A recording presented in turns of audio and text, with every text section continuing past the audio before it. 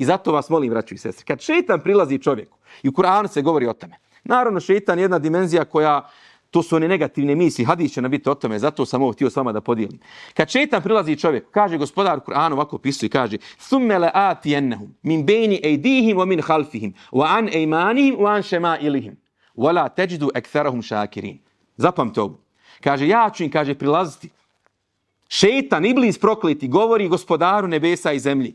Ja ću im prilaziti kad si već dao dozvolu sa zada i sprijeda, i sa desne i sa lijeve strane. I vidjet ćeš da i neće biti zahvalnih. Neće biti mnogo zahvalnih među njima.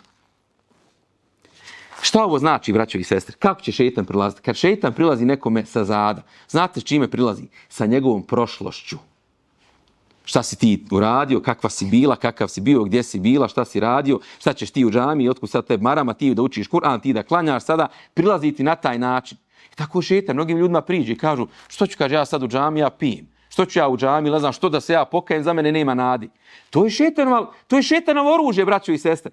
Podsjetite na tvoju prošlost. I tako vam nastaje zapravo i depresija, da znate. Oni koji se bave psihologijom znaju da depresija je samo stanje u koje čovjek upadne kad se akumuliraju neka negativna iskustva, neugodni osjećaj u čovjeku. Znate, i onda kad je kap koja prelije čašu. Sitlica dođe, nekoga slomi. I legne čovjek u krevet, 7 dana se ne može da dođe.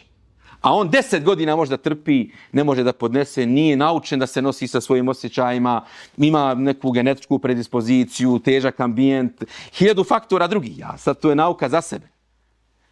Prošlost. Kad ne možeš izaći iz prošlosti, šejtan te zarobio tu. To je danas bolest mnogih ljudi. I zato moraš učiti da ovo razumiješ.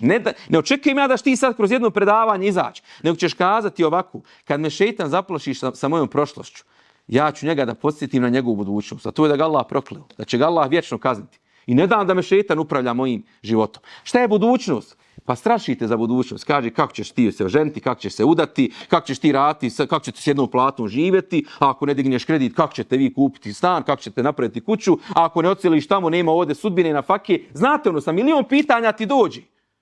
A ti onda dođeš, kažeš, imam gospodara svih svjetova sa sobom, koji me voli više nego što majka voli svoje dijete.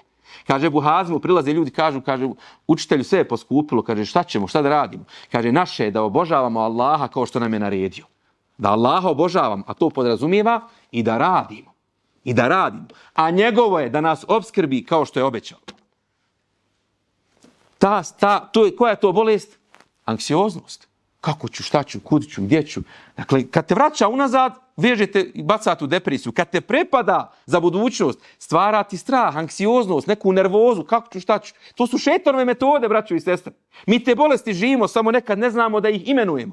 A onda kad priđe sa desne strane, to je kad prilazi čovjeku sa strane njegovih vrlina i kaže ti si najbolji, najpametniji, najljepši, imaš najviše novca, najviše škole, imaš najbolju poziciju, najbolja ti je kuća, stan, auto i tako. Ono, ubijedite da ti sebe smatraš boljim od drugih. Tako šejtan prilazi. Imate takvi ljudi i onda oni uđu u takozvanu sebeljublje, da vole sebe i da nisu svjesni više svojih slabosti. Znate koja je to zapravo poremećaja ličnosti kad se desi? Imate toga. To su oni ljudi kojima se mi divimo, koji su u biti bolesni unutar sami sebe. Pa to su oni narcisi. To su ljudi koji oduševljavate svojom pojavom, a uništava ljude s kojima živi. Uništava svoju porodicu. Uništava svoje prijatelje. Manipuliše samo. Hrani se sa tim da nekoga vrti oko malog prsta. A kad te upozna prvi put, ti se zadiviš njemu. Kažeš, joj, gledaj kod njega života. Daj mi je da živi kao on. Gledaj kako je kod njih sređeno sve. Zato zapamte, niko na društvene mreže ne stavlja svoje negativne stvari. Svi stavljaju ono što je pozitivno.